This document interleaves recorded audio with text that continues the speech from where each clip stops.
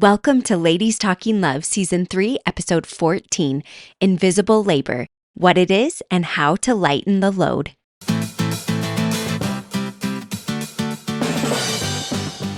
It's Ladies Talking Love, a community of women uncovering more joy and fulfillment in sex, as we learn from experts and amazing women like you.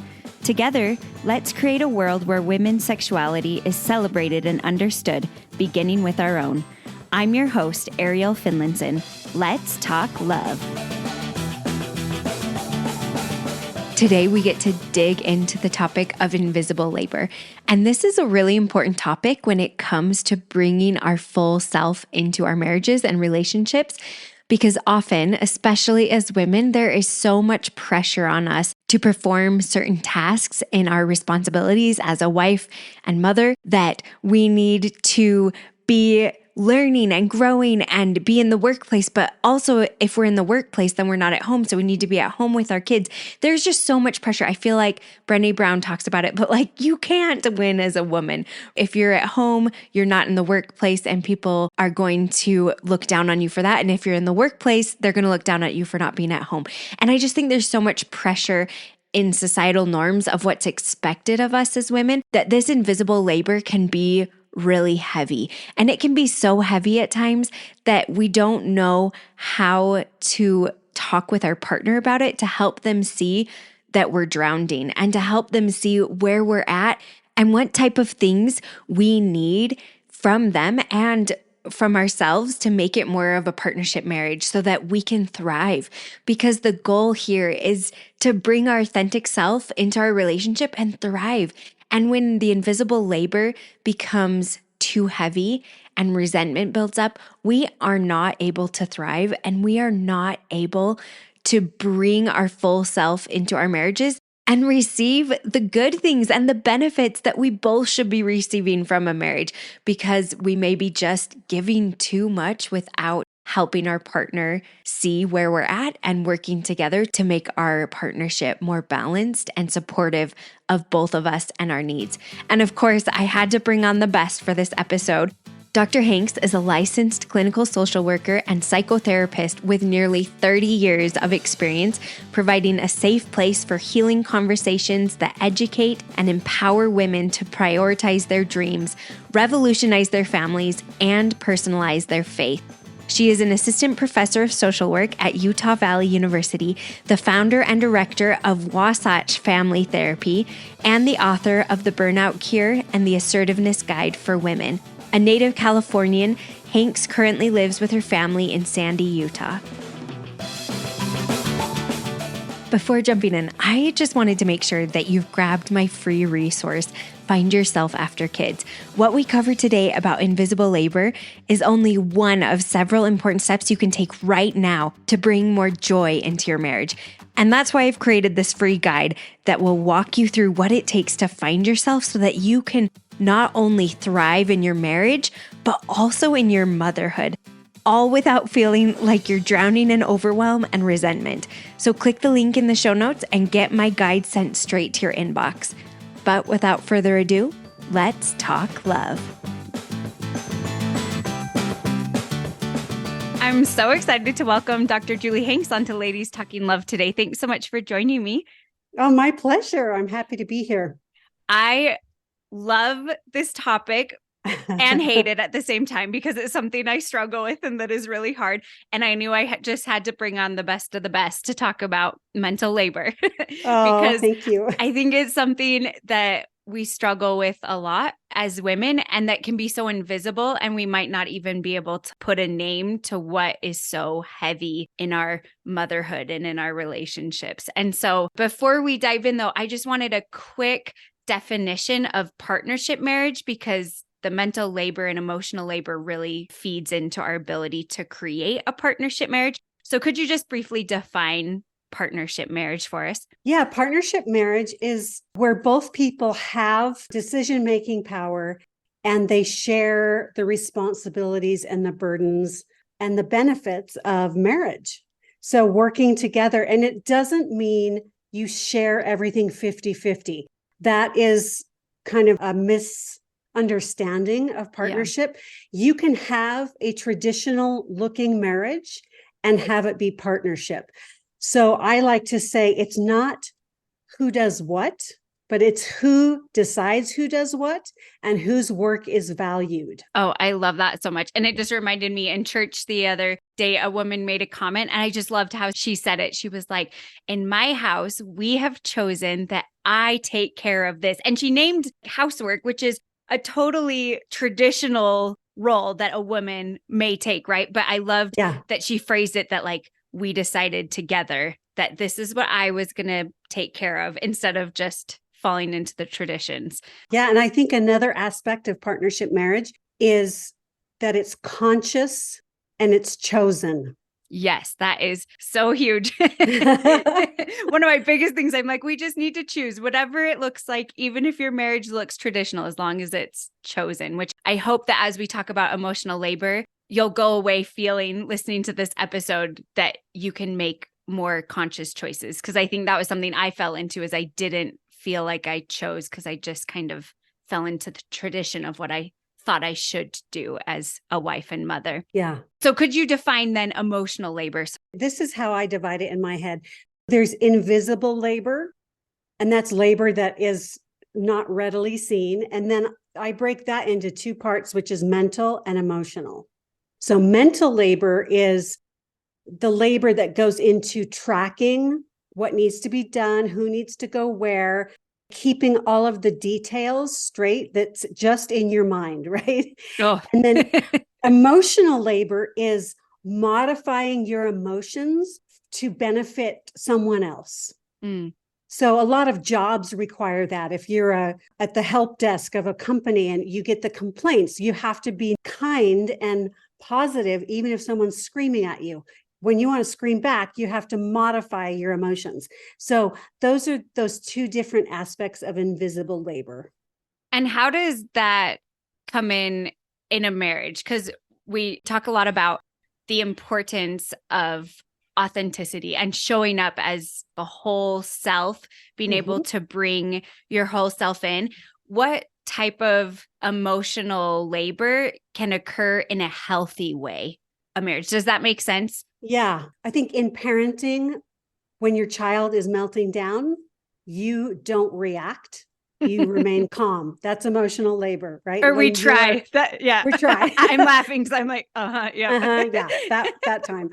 In a marriage, it's when your partner's had a really hard day and you have two, but they're kind of at their wits' end. They're at like 2 out of 10, and you're at kind of like a 5. And you can stay strong for them and support them, even though you're struggling as well. So that's a healthy way. Yeah. It's not to deny what you're going through, but it's kind of you step up because you love the other person and they're really struggling emotionally. Yeah. And I feel like for me too, then if I do that later, I do want to still talk about and bring up maybe what I was struggling with. Would you say that is healthy? Yeah. I think a partnership marriage is where both partners are able to modify their emotions to create more positive interactions, less reactivity, just kind of gut response, lower defensiveness and those kind of things. I think that is part of a healthy partnership marriage where both people are doing that, not just one. Yes. And then the unhealthy side would be more if you're kind of suppressing how you feel and what you feel and never sharing that. Right. Would you add anything to that? I think in general I think that's a really good description. Okay. So there's the emotional labor part, which can be healthy or unhealthy depending on how you modify. And then there's the mental, invisible. I guess they're both invisible labor, but the mental labor part. Yes. And this is really tricky. So often male partners in heterosexual marriages will say, well, just tell me what to do. They don't realize that requires work. So in the book Fair Play by Eve Rodsky, she talks about each task requires 3 things: conception, like, knowing something needs to be done, planning for the thing that needs to be done, and execution. And often male partners will think just execution is the job. And when there are actually the two other parts, and they're expecting their female partner to do the conception and the planning and then tell them what to do to execute. And that's only 1/3 of the task. The other two are mental. And they can be so heavy. Yes. Tell me what to get at the grocery store. Well, what do you want me to do to, quote, help around the house? Those all require mental labor from the partner and just the execution of the job. And that's only 1/3 of it. What is a good way to help our partner recognize the invisible labor that we do without being defensive or, because sometimes these bring up really big feelings because it's heavy and it can be overwhelming to carry this load and not be recognized. And not that you need accolades, but just not to be seen that like, I am drowning. It's important to introduce the concept of invisible labor and of emotional and mental labor and help your partner understand what those definitions are. And then help them see into your brain. I remember this was years ago. I was overwhelmed and my husband's like, what's going on? Why are you so overwhelmed? And I wrote down everything that I was concerned about. And he was like, oh my gosh, no wonder you're overwhelmed. Well, I'm worried about this person and I have to get a birthday present for this person. And this is going on at work. And and he didn't know because he's not in my brain. Yeah. So just defining and then sharing, and then also talking about the CPE, conception, planning, and execution. And you can say, when you ask me what needs to be done, you're asking me to do the C and the P, and you'll do the E. I want you to do all three. One of the really good questions that I think you could ask your partner is, what are you willing to take on and be 100% responsible for, so I never have to mention it or think about it again? Can you give us some examples from maybe your own relationship or other people? Sure. What does that look like and what have people chosen to take on? So I was working with a couple in coaching, and he decided that he was willing to take on cleaning up after dinner and cleaning up the kitchen after dinner. And I believe the laundry and the finances and the whole thing. And then part of that discussion is, what is a reasonable standard of care? So what would a reasonable person think when the job was done? Like, is that job done or not? So not high expectations, not under expectations. So talking about what those expectations are before they take it on. In my house, my husband's in charge of food. I don't go to the grocery store. I don't go to Costco. I don't know if we have chicken. I don't know. I don't know. I don't track it. And we have a list on the fridge and people put down what they want and he goes and gets it and he plans Sunday dinners. And it's just something that I don't keep in my brain. I want to dig a little bit deeper into that part, talking about the expectation, because I think that is a huge one with mental labor. And I remember just a little funny story my friend told me once where she had cleaned the kitchen and her husband came in and he made this comment, "It looks like I cleaned the kitchen." And she was like, "You know the difference, but why don't you clean it better?" Yeah. Oh my gosh. And I think this can be so hard because at least in our marriage, there's definitely a threshold of clutter that we each can handle. And I, in our marriage, have a lower threshold. Like if it gets too messy, I can't handle it. And my husband has a higher threshold. And so to him, something might not seem that messy or cluttered, but to me, it's like, I am going crazy. How do you work through those differences?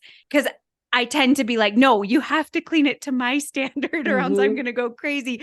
But that's not helpful either. So how do you work through those differences? The thresholds are different, in my opinion, because women are socialized to over-identify with their home. So it feels like a personal reflection of your household management skills. Like your goodness is tied your to self-worth, right? Yeah. Where men are not trained that their house is tied to their self-worth. And so they don't care. They're not like, oh, I feel like a horrible person or a horrible dad or a horrible husband. they are trained more to feel like that about financial resources. Mm. So they have their version of it. Yeah. So I think that's why that threshold is often so different. They're like, who cares? You're like, because I feel bad about myself. That's why I care. I've been trained to feel bad about myself. So part of that is unwinding that for you. A favorite phrase is, I am not my house. I like that. I am not my house. I am not my house. This is not me. It's a place where we live. Yes. And I feel like it's meant to be lived in. I've heard a couple things that have helped me with just switching my mindset. There was a story of a girl and someone came to visit her right after she had a baby. And she was like, I'm so embarrassed. I'm so sorry, And the friend said, letting me in right now is a gift. It's a gift for me to see you as human. It's a gift for me to have you showing up authentically. I really liked that sentiment. And I've been working hard not to apologize for my house and just to not feel like I have to quick tidy before people come. That's something I've been leaning into, the discomfort, to kind of stretch that feeling of attachment to my house tied to my worthiness and goodness and self-worth. So talking about like what is reasonable. So not what's way over the top or what's under. So talking about what done means. What does done mean when you're cleaning the kitchen? And you both share your ideas. And you kind of find a middle ground if one is really high expectations and one is really low. And what do you do then if, say, they're like, okay, so we talked about this, we figured out what done means. We found a good middle ground, but then that partner isn't taking care of it. Give us some tips on what we do. So that's not about chores at that point. That's about your partner not keeping their word, which is a huge deal. Yeah. Like you promised and said you would do this, and you're not doing it. And I'm losing trust in you that you'll do what you say. It's really not about cleaning the kitchen or doing the laundry or whatever. It's about, you said that you would take this on so I don't have to think about it and you would be responsible for it. And you're not doing that. Let's talk about what the implications are for our relationship. Yeah. No, I like that a lot because it can sometimes feel like, oh, it's just me not doing the chores. But in reality, it's so much deeper, which I think is why it's so hard for us as women or whoever's, delegating. It feels heavier than just the kitchen wasn't clean. And I love how you said that, to help our partner see, like, this is what I'm seeing when that isn't done. It's not just about the chore. Right. It's absolutely not. It's about, you promised and you didn't keep your word. And that decreases my trust in you to do what you say you're going to do. So what are we going to do moving forward? I like that a lot, just to talk about that. And sometimes there might be reevaluation, like, okay, I said I would take this, but actually maybe this isn't working. Can we try this? And we can kind of shift things around to work for both of us. We talked about that it's not 50-50. So what does a healthy balance then look like? How do you find what is a healthy balance? It really depends on the couple and what their commitments outside of the home are. What's not partnership is when both partners are working full time and it's expected that the female partner do the home and family too. That is not fair, right? That's two jobs. So it depends. If there's one parent or one partner who's a stay-at-home partner, they may do more of the work, but that doesn't mean they do all of it, because often there are children and children need care. And so that takes a lot of time and work. One thing that I think is crucial is to change our language. This is our house, our kitchen, our laundry, our dinner. So if your partner is participating, you don't say, thanks for helping me make dinner. You say, thanks for contributing to our family so we can survive. We all contribute. I think that is so powerful. It is. Don't use the language of help me. Can you help me? Blah, blah, blah. that means it's your job. So Mm-hmm. will you contribute more to our family? And I really like that shift of, because I find myself being like, my kitchen or my room, even Yeah. though it's not, it's our room. And just like shifting that takes the pressure off of it being tied just Right. to you. I think words can be so powerful. And I really like that. Will you contribute to dinner tonight? Are there any other phrases or ways you would, not that everyone needs to say it the exact same way, but help kind of rolls off my tongue. Right. But the assumption behind that is it's your job and they're the helper. So in partnership, it's not one is the manager and one's the helper, unless you choose that. But it's like grown-ups take care of things. And often stereotypically, if a male partner is going to work, when they come home, they split half of everything that still needs to be done, because that's what grown-ups do. They take care of their family, they take care of their house, they take care of their kids, they take care of the finances. Do you have some tips then for, I've definitely been working on shifting my own vocabulary, right? Of like, he worked and I worked. We both work. Like, I worked at home, he worked at work. It's both work. And I know I've heard there's a big concern of a lot of women where the spouse will come home and be like, I need a break from work. And they're like, I've been working all day too. What are some tips to make room for both of their jobs to be seen as work and as jobs, childcare and working outside the home, and to give each other room to decompress from both of those types of work? Both of you appreciate each other. Thank you for the work you've done for our family. Thank you for the work that you've done for our family. You need a break. I need a break. Why don't you take 15 minutes now? And then after that, I'll get my 15 minutes to lock myself in my room and read a book or whatever, or negotiate.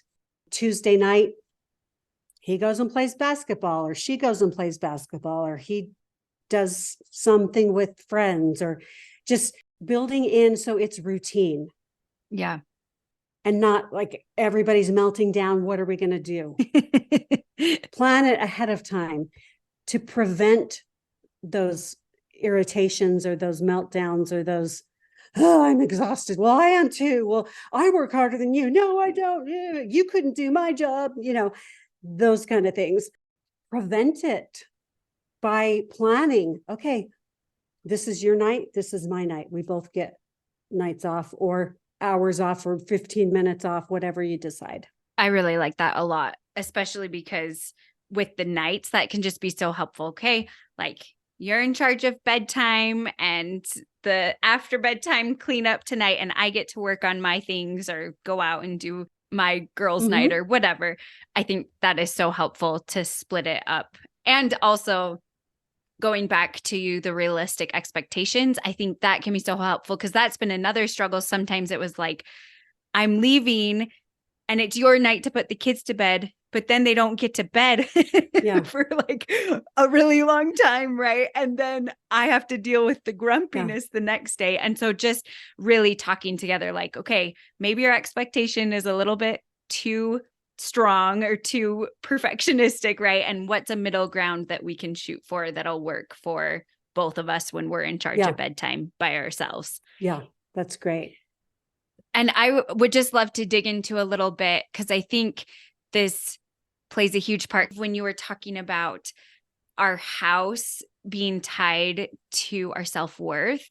I think that we tie that into motherhood as well, which goes into a lot of the invisible labor that's added on when we have kids, right? We all have invisible labor, but it's even increased as we have kids if we're the one who's staying home.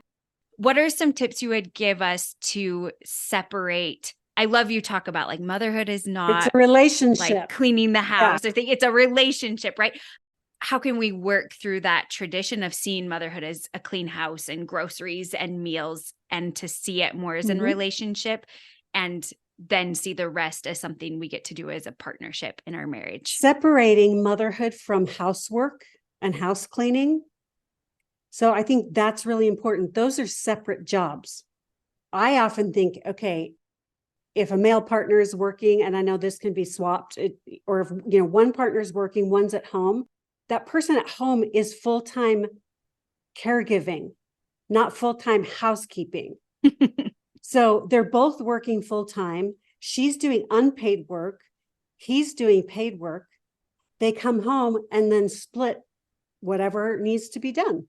So seeing full-time caregiving as work that's separate from housework, and housework is family work. What type of conversations might you have with your partner? Because we bring a lot of traditions into a marriage, right? And sometimes it's hard to recognize that those traditions aren't helping our relationship. And they're so natural and so tied. What are some sensitive ways we can talk about that and start to pull that apart? Because it's going to take time. It's going to take practice. And it's not going to be a one-time conversation. I think you can start by helping your partner separate those. There is parenthood, full-time parenthood, and then there's keeping house. And those are different for me. And during the day, while you're doing paid work, I'm doing unpaid work of caring for our infant. And then there's this whole other thing of housework that needs to get done. And it doesn't feel equitable to me for me to be in charge of these two potentially full-time jobs, and you have one. So how are we going to divide this? I can do more because I'm home. Yeah. But my focus is the child, not the house. Yes. And I might have some bits of time, right? Like the baby's napping, or my kids go to preschool or school or whatever it is. But also sometimes that time is not for cleaning. I don't like to use it for cleaning. I'm like, that's my time to work on things that fill me up and that educate me or help me learn. And so not feeling like just because I'm home, I have to do all of that in my free time. I mean, free, right? It's not really free time. I really like that. Just talking about it. And I think those conversations aren't a one-time thing, and they have to be continually brought up and worked through. At least for me and my husband, this has been years of trying to break some of these traditions and thought patterns. And, it's paid labor. And so automatically that's prioritized, but trying to make sure that my unpaid labor, even if it's not bringing an income, but it's a passion or something that is helping me be a better mom, that is prioritized for our health. We have a tendency to value things associated with money more than other things. It doesn't have to be that way. Money is not everything. Of course, you need it to meet your basic needs, but the person who is making money should not always have priority. Because the work that full-time parents are doing, if they're doing parenting and most of the housework, is worth $180,000 a year at market value. So it sometimes helps to put a value on it because it's so easily devalued. Like you're not contributing anything financially. You're like, well, yeah, I am actually. I am saving you so much money. You can only do what you do because I'm doing the unpaid work. Yes. If I wasn't doing this, you would be doing this and your job. We were looking at our budget the other night and our babysitting budget. And I try to get a babysitter a couple times a week so I can work on the podcast and my online course I'm creating and all these things. And it seemed like a lot of money. And we were talking about, and I was like, you can't afford me. Can you imagine how big this budget would be if I didn't do the rest of the time? Yeah, it is nice to put a value of money on it to show like, this is huge. Yeah. But we don't always have to prioritize the paid labor. Yeah. Say your husband or male partner is like, well, I know I promised that I could go in late to work on Thursday. So you could do, your pottery class, but I just got called into a meeting. Well, why does work prioritize over self-development? Why is work prioritized over relationships? Why is it doesn't always default to that? I mean, it doesn't have to. What are some tips you would give to help us start working on not defaulting to that? By valuing the unpaid invisible labor, the invisible and the unpaid. Some unpaid labor is visible, but by valuing that, by valuing things in addition to money, and again, changing our language. All women work, and women have always worked. It's just how much is paid versus unpaid. And I love that idea you mentioned earlier when you were so overwhelmed and you had so many thoughts and you wrote down everything you were thinking about. And I think that is such a good exercise to show and start to value this invisible labor for both of you, because men have invisible labor that they're doing as well. And I think it can be so helpful. I want to do this. Write down both of what our invisible labor is and then see, okay, it looks like one of us might be carrying a lot or a little more than the other. How can we shift this around so that we both feel supported and both have room to breathe? Yeah. And resentment is a really good sign that things are out of balance. I've been Me there. too. It was a very good sign. And when we can kind of be like, okay, why am I feeling resentful? And then figure out, okay, I need more support in this area. I need more contribution for this area of our family. So talking about this invisible labor, how would you say that this plays into how we're able to show up in our sex lives with our husband? I think if women are carrying the bulk of the invisible labor and the mental and emotional, you're going to be way less interested in sex because you have all of these things in your mind that need to be cleared out for you to really be able to be in the moment in your body. And so the more balanced it is, the less you have to kind of unload to get to that part of you that feels sensual or desire. Sometimes that is just squelched by the burdens of feeling responsible for remembering and doing and taking care of and nurturing. And so I think when it's more balanced, there's probably more sex. There's actually research on that. Yeah, totally. Chore play, right? Instead of foreplay. Yes.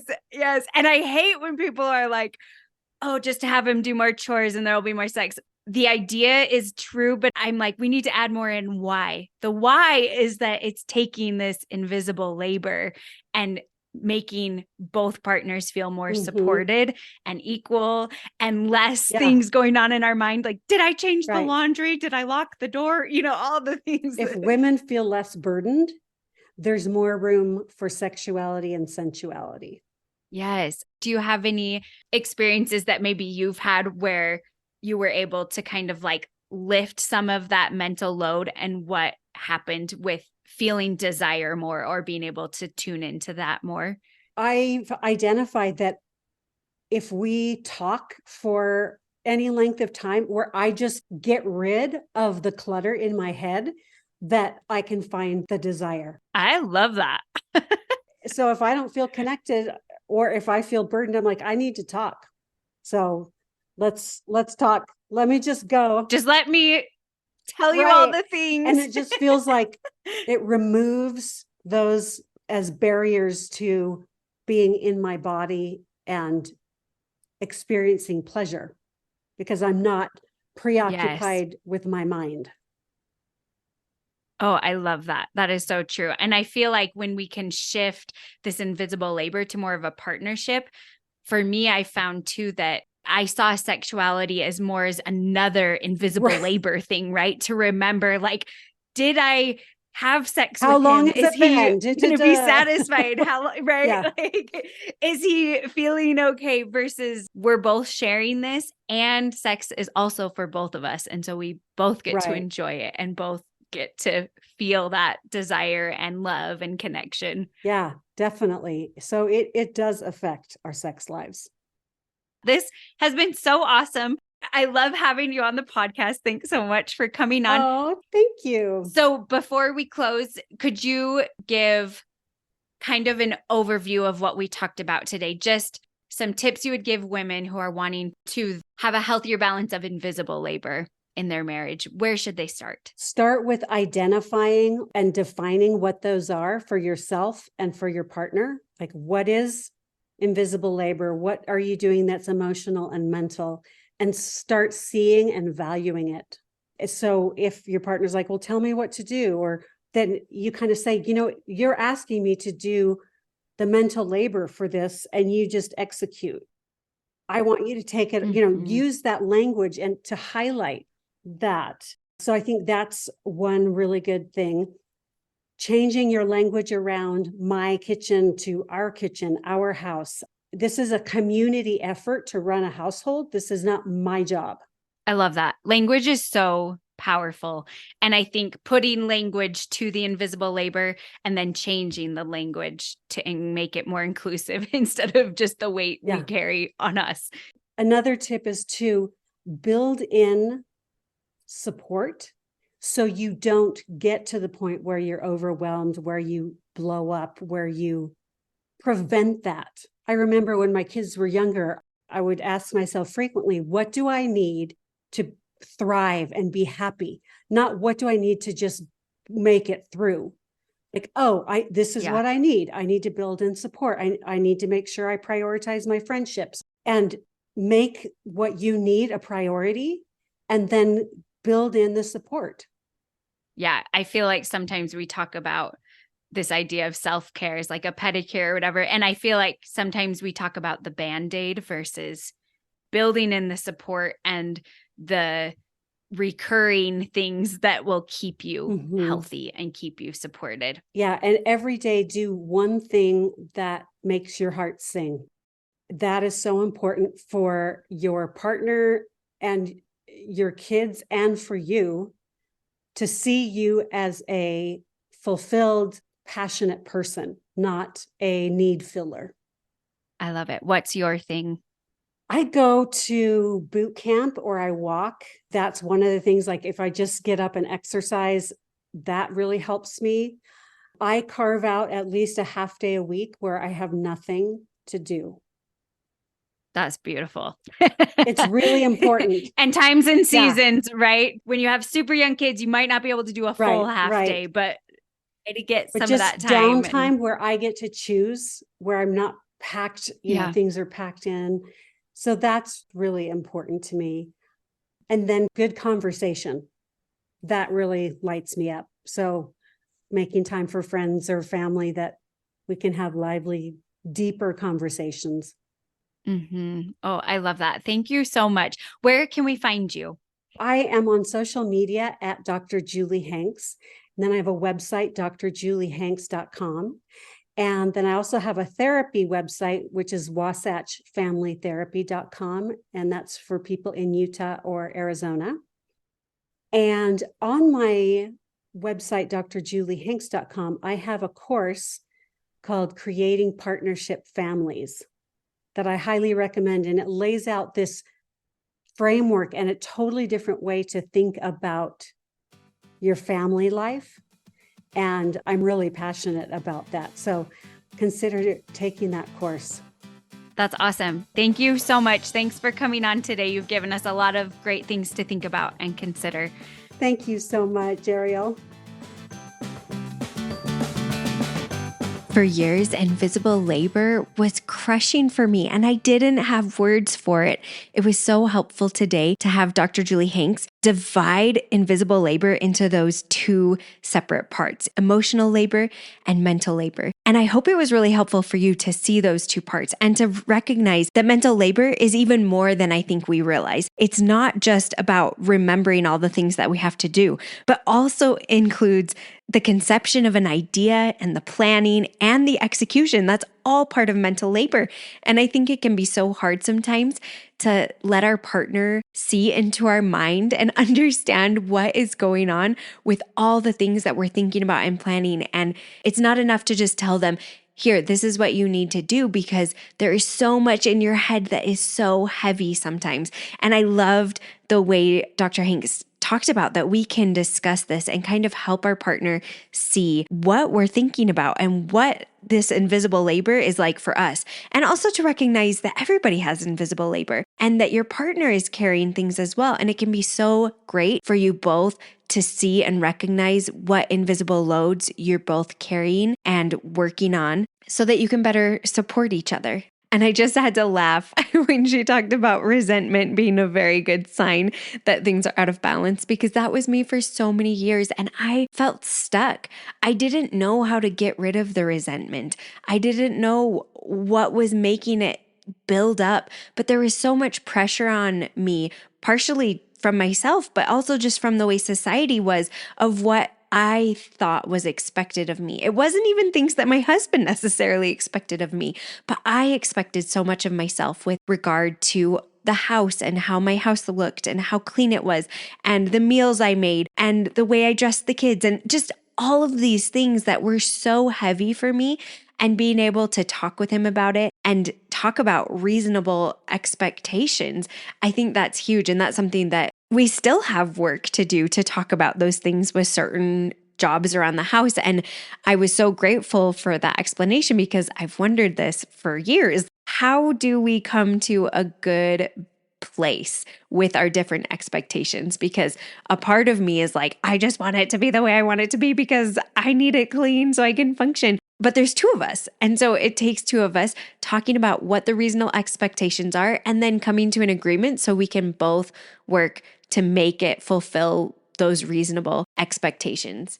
And going along with the resentment, I think for me, a lot of the resentment actually stemmed from the fact that I hadn't chosen what I was doing in our relationship. I didn't feel like I had made a conscious choice to be a stay-at-home parent and to be the caretaker and a conscious choice to be the one in charge of most of the house.